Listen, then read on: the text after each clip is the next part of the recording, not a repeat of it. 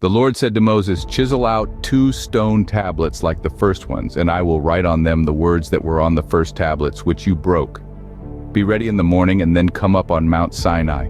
Present yourself to me there on top of the mountain. No one is to come with you or be seen anywhere on the mountain. Not even the flocks and herds may graze in front of the mountain." So Moses chiseled out 2 stone tablets like the first ones, and went up Mount Sinai early in the morning, as the Lord had commanded him, and he carried the 2 stone tablets in his hands. Then the Lord came down in the cloud and stood there with him and proclaimed his name, the Lord.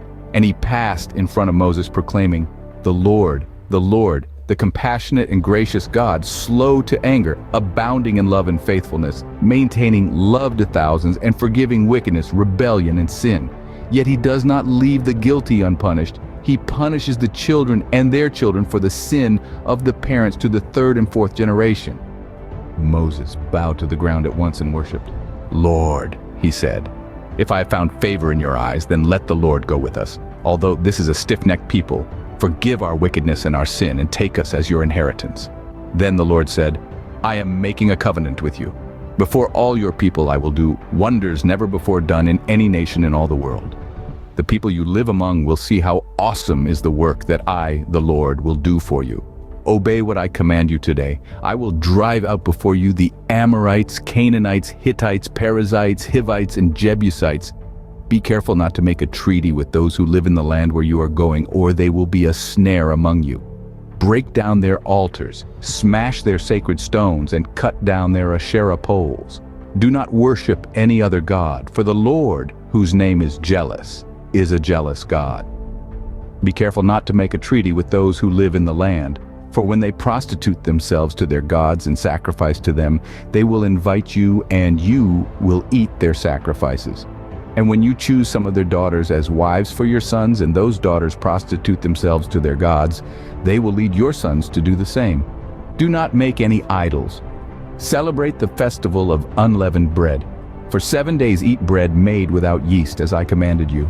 Do this at the appointed time in the month of Aviv, for in that month you came out of Egypt. The first offspring of every womb belongs to me, including all the firstborn males of your livestock, whether from herd or flock.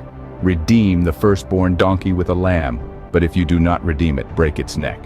Redeem all your firstborn sons. No one is to appear before me empty-handed.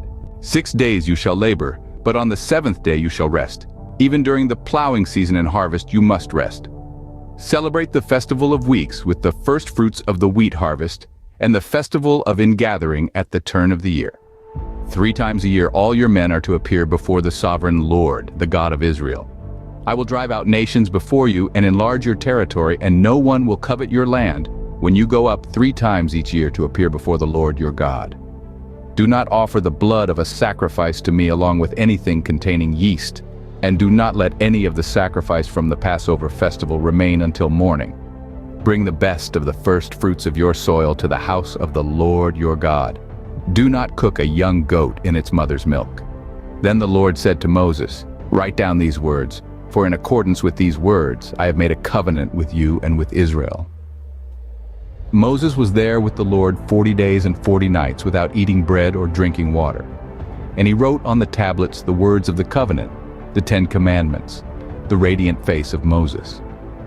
When Moses came down from Mount Sinai with the 2 tablets of the covenant law in his hands, he was not aware that his face was radiant because he had spoken with the Lord.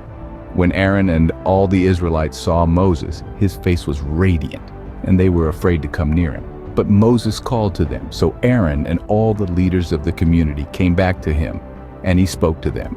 Afterward, all the Israelites came near him, and he gave them all the commands the Lord had given him on Mount Sinai. When Moses finished speaking to them, he put a veil over his face.